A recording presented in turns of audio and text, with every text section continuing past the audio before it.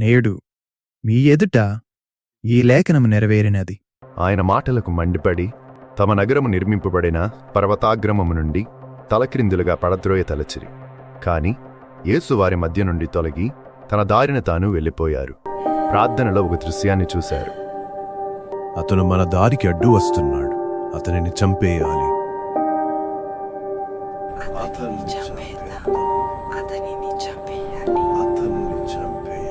దేవుని చిత్తాన్ని నెరవేర్చువారే నా తల్లి, నా సోదరుడు, సోదరి.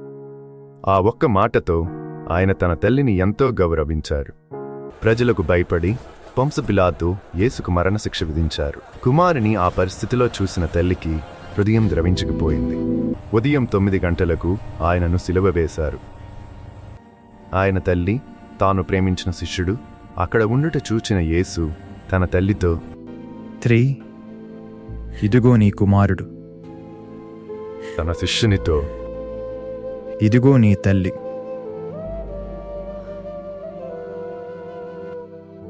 అమ్మా, నా కుమారుడా, నాతో రండి. నేను రాలేను.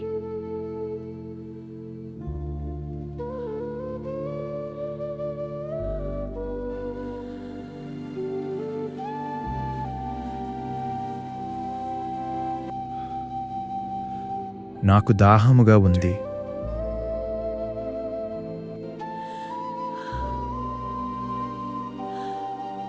కొడుకు దాహాన్ని తీర్చలేని స్థితిలో ఆ తల్లి ఎంతో కృంగిపోయారు. ఈ స్థితి ఇంకెవరికీ రాకూడదు అనుకోవడం తప్ప ఇంకేమీ చేయలేని పరిస్థితుల్లో ఉన్నారు.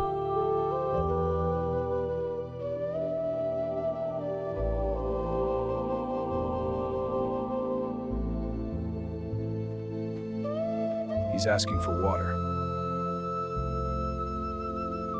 అక్కడ పులిసిన ద్రాక్షారసంతో నిండిన పాత్ర ఉంది. వారు నీటి పాచిని ఆ పాత్రలో ముంచి దానిని హిస్సోపు కోలకు తగిలించి ఆయనకు అందించారు.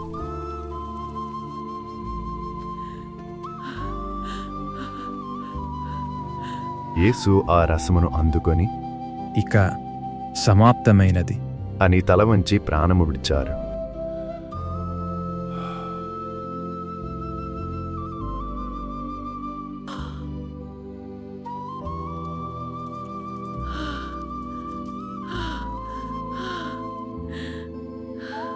అది పాస్కా పండుగకు సిద్ధపడ దినము. అందుచే యూదులు, రేపటి విశ్రాంతి దినము గొప్ప దినము, దేహములు సిలువ మీద ఉండకూడదు. అలాగే చేస్తాము.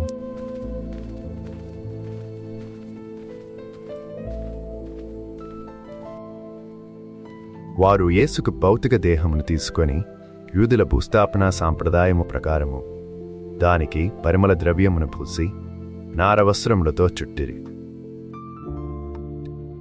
యేసు సిలువ వేసిన చోటుకు దగ్గరలో ఒక కొత్త సమాధి ఉండెను. వారు యేసును అందుంచిరి.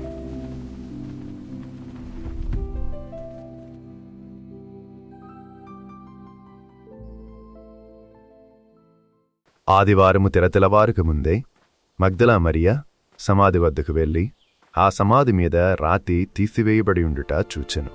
కాని లోపలికి వెళ్ళలేదు. వారు ప్రభువుని ఎత్తుకుని పోయారు. ఆమె సీమోను పేతురు వద్దకు, యేసు ప్రేమించిన మరియొక శిష్యుని వద్దకు పరిగెత్తుకుని పోయి, వారు ప్రభువును సమాధి నుండి ఎత్తుకుని పోయారు. ఆయనను ఎక్కడ ఉంచారో నాకు తెలియట్లేదు. అప్పుడు వారు సమాధి వైపు సాగిపోయిరి. వారు వెళ్లి సమాధిలోనికి చూడగా 2 దేవదూతలు తెల్లని వస్త్రములు ధరించిరి. సజీవుడైన వానిని మృతులలో ఎందుకు వెతుకుతున్నారు? ఆయన ఇక్కడ లేడు, లేచియున్నారు. యోహాను వెళ్లి జరిగిన సంఘటన ఆయన తల్లి మరియకు చెప్పారు. అమ్మా, ఆయన ఉత్థానమయ్యారు. నేను పేతురు ఇప్పుడే చూసి వచ్చాము. నేను ఆయనను చూడాలి. ఆయనకు ఇంకా సమయం కావాలని మగ్దలా మరియతో చెప్పారంట. కుమారుని గూర్చిన జ్ఞాపకాలు, దర్శనాలు ఆమెకు కనిపించాయి. అమ్మా,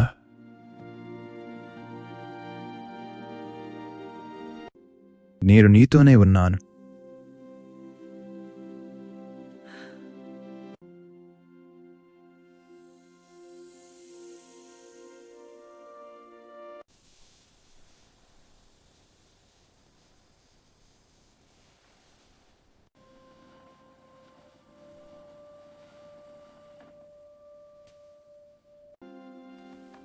అమ్మా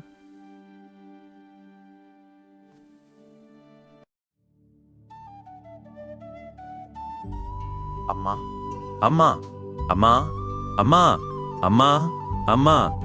ఆయన పరలోకానికి ఎత్తపడటం మేమందరము చూశాము. ఆయన తన వాగ్దానాన్ని నిలబెట్టుకున్నారు. ఇక విశ్రాంతి తీసుకో. పెంతుకోస్తు పండుగ రోజున యేసు తల్లి, సోదరులు, శిష్యులు మరియు కొందరు స్త్రీలు ఒకచోట చేరి ఎడతెగక ప్రార్థన చేయుచుండిరి. అప్పుడు అగ్నిజ్వాలలు నాలుకలు వెలే విభాగింపబడి అక్కడ ఉన్న ఒక్కొక్కరి మీద నిలుచుట వారికి కనబడెను.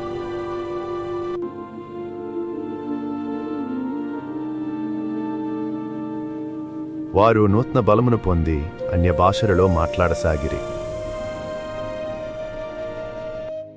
ఆమె జీవితంలో దేవుడు చేసిన అద్భుతాలు ఇతరులతో పంచుకుంటూ, వేదనలో ఉన్న యేసు శిష్యులను బలపరుచుతూ, యేసు బాల్యాన్ని ఆయన శిష్యులకు వివరిస్తూ, వారి పనుల్లో తోడ్పడుతూ జీవించారు.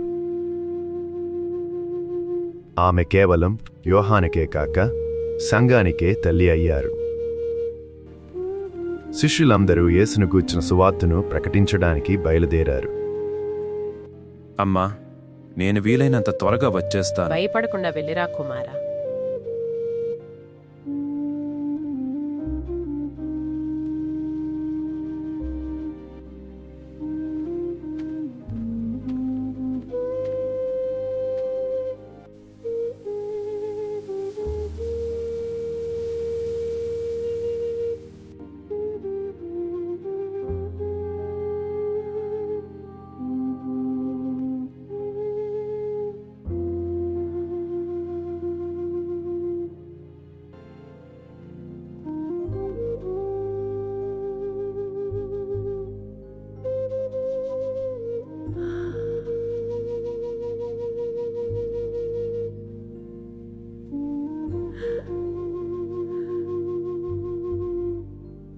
శిష్యులందరూ అక్కడ చేరారు. అపోస్తలులో ఒకరైన తోమాసు దూర ప్రాంతంలో ఉండుటచే సమయానికి అక్కడికి చేరుకోలేకపోయారు. అందరూ వచ్చినట్టేనా? అందరూ వచ్చారు, తోమాసు తప్ప.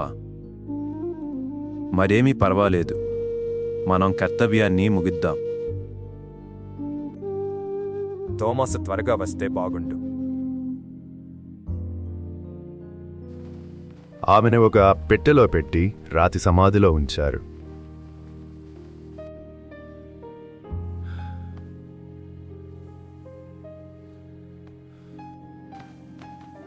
సోదరులారా, అమ్మ ఎక్కడా? ఒక్కసారి అమ్మను చూస్తాను. మాకు అమ్మని ఏడవ- చూడాలనుంది, మనం వెళ్దాం. వారు వెళ్ళి ఆమెను ఉంచిన పెట్టెను తెరిచి చూడగా ప్రకాశవంతమైన గులాబీలు ఉండుట చూచి వారు ఆశ్చర్యపోయారు. దేవుడు ఆమెను ఆత్మ శరీరములతో పిలుచుకున్నారు అని వారు గ్రహించారు.